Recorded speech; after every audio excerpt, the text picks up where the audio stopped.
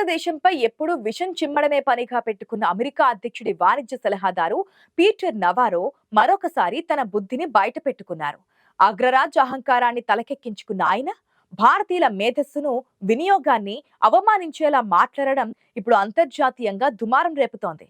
కృత్రిమ మేధ, AI వేదికలైన chat GPT వంటివి అమెరికన్ల ఖర్చుతో నడుస్తున్నాయంటూ చెప్పుకొచ్చారు.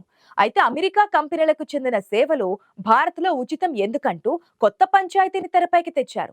మా డబ్బుతో, మా వనరులతో, మా విద్యుత్తో తయారవుతున్న సాంకేతికతను భారత్, చైనా వంటి దేశాలు ఎందుకు వాడుకోవాలి? వాటి కోసం అమెరికా పౌరులు ఎందుకు మూల్యం చెల్లించుకోవాలి అంటూ నవారో ప్రశ్నించారు. ఆయన ప్రకటనల తీరు చూస్తుంటే భారత్ ఎదుగుదలను అమెరికా జీర్ణించుకోలేకపోతుందని స్పష్టమవుతోంది. వైట్ హౌస్ మాజీ ప్రధాన వ్యూహకర్త స్టీవ్ బానర్ తో కలిసి నిర్వహించినటువంటి రియల్ అమెరికా వాయిస్ అనే కార్యక్రమంలో నవారో ఈ విద్వేషపూరిత వ్యాఖ్యలు చేశారు. అమెరికా గడ్డపై తయారైన సాంకేతికతను ప్రపంచం వాడుకోవడం సహజమని, దానికి ప్రతిఫలంగా ఆయా సంస్థలు లాభాలు గడిస్తున్నాయన్న కనీస వాస్తవాన్ని విస్మరించి కేవలం భారత్ను నిందించడమే లక్ష్యంగా ఆయన మాట్లాడారు. భారతీయులు సాంకేతికతను వినియోగించుకోవడంలో ముందున్నారని, ఓర్వలేకే ఇలాంటి ఆరోపణలు చేస్తున్నారని విశ్లేషకులు మండిపడుతున్నారు. ఒక పక్క రష్యా నుంచి చమురు కొంటున్నామన్న సాకుతో భారత్పై 50% పన్నులు విధించిన అమెరికా ఇప్పుడు సాంకేతికత విషయంలోనూ భారత్పై ఆంక్షలు విధించేందుకు రంగం సిద్ధం చేసుకుంటున్నట్లుగా కనిపిస్తోంది. ఇప్పటికే అనేక రంగాల్లో భారత్ స్వావలంబన సాధిస్తుండటంతో అగ్రరాజ్యం తన ఉనికిని కోల్పోతామన్న భయంతోనే ఇలాంటి అర్ధరహితమైన వాదనలు చేస్తుందని మేధావులు అంటున్నారు. ఇక నవారో వ్యాఖ్యలు కేవలం ఆయన వ్యక్తిగత అభిప్రాయం కాదని, ఇది ట్రంప్ సర్కార్ అంతర్గత ఆలోచన ధోరణికి అద్దం పడుతుందని దౌత్య నిపుణులు హెచ్చరిస్తున్నారు. ఇదిలా ఉండగా భారత్ ను దెబ్బ కొట్టాలని చూసిన అమెరికాకు మన దేశం ఊహించని షాక్ ఇచ్చిన సంగతి ఆలస్యంగా వెలుగు చూసింది. రష్యా నుంచి చమురు కొనుగోలు చేస్తున్నామన్న నెపంతో మన ఎగుమతులపై 50% సుంకాలు విధించిన ట్రంప్ సర్కారుకు భారత్ తనదైన శైలిలో నిశ్శబ్దంగా బుద్ధి చెప్పింది. ఎలాంటి ఆర్భాటాలు, దౌత్యపరమైన గందరగోళం లేకుండానే అమెరికా వ్యవసాయ రంగాన్ని కుదిపేసే నిర్ణయం తీసుకుంది. అమెరికా నుంచి భారత్ కు దిగుమతి అయ్యే పప్పు ధాన్యాలపై మన ప్రభుత్వం ఏకంగా 30% పన్నులు వడ్డించింది. ఇందులో 10% ప్రాథమిక సుంకం కాగా మరొక 20% వ్యవసాయ సెస్ కింద విధించారు. గతేడాది నవంబర్ 1 నుంచే ఈ నిర్ణయం అమల్లోకి వచ్చినా అమెరికా ఇప్పుడిప్పుడే దాని నష్టాన్ని చవిచూస్తోంది. వాస్తవానికి ఈ పన్నులు ప్రపంచంలోని అన్ని దేశాలకు వర్తిస్తాయని భారత్ చెబుతున్నప్పటికీ దీనివల్ల అత్యధికంగా నష్టపోయింది మాత్రం అమెరికానే. ఎందుకంటే అమెరికా పప్పు ధాన్యాలకు భారతే అతిపెద్ద మార్కెట్.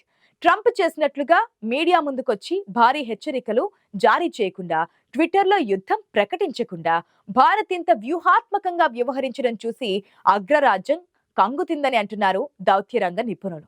మన రైతుల ప్రయోజనాలను కాపాడడంతో పాటు అమెరికా అహంకారానికి చెక్ పెట్టేలా భారత్ తీసుకున్న ఈ నిర్ణయం ఇప్పుడు ఫలితాలనిస్తోంది.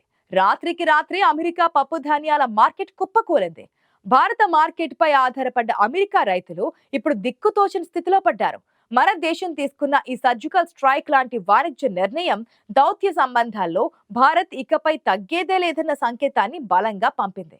మన దేశ సార్వభౌమత్వాన్ని, ఆర్థిక ప్రయోజనాలను దెబ్బతీయాలని చూస్తే అగ్రరాజ్యమైనా సరే మూల్యం చెల్లించుకోక తప్పదని మోదీ సర్కార్ నిరూపించింది. భారత్ విసిరిన పప్పులపై పన్నుల అస్త్రం అమెరికా రాజకీయాల్లో ప్రకంపనలు సృష్టిస్తోంది. మన దేశం విధించిన 30% సుంకాల దెబ్బకు అమెరికాలోని ఉత్తర డకోటా మరియు మోంటానా రాష్ట్రాల రైతులు విలవిలలాడుతున్నారు. ఆ దేశంలోని ఈ 2 రాష్ట్రాల్లోనే అత్యధికంగా పప్పు ధాన్యాలు పండుతున్నాయి. ఇక అక్కడి రైతులు ఉత్పత్తులకు భారతే ప్రధాన దిగుమతిదారు. ఇప్పుడు భారత తలుపులు మూసేయడంతో వారి పంటలను కొనేవారే లేక గిడ్డంగుల్లోనే మగ్గిపోతున్నాయి. దీంతో ఆయా రాష్ట్రాల ప్రజాప్రతినిధులు కెవిన్ క్రామర్, స్టీవ్ డైనెస్ నేరుగా అధ్యక్షుడు ట్రంప్ కు లేఖ రాశారు. భారత్ నిర్ణయం వల్ల మా రైతులు రోడ్డున పడుతున్నారు. దయచేసి భారత ప్రధానితో మాట్లాడి ఈ పన్నుల నుంచి మాకు ఉపశమనం కల్పించండి అని వారు వేడుకున్నారు.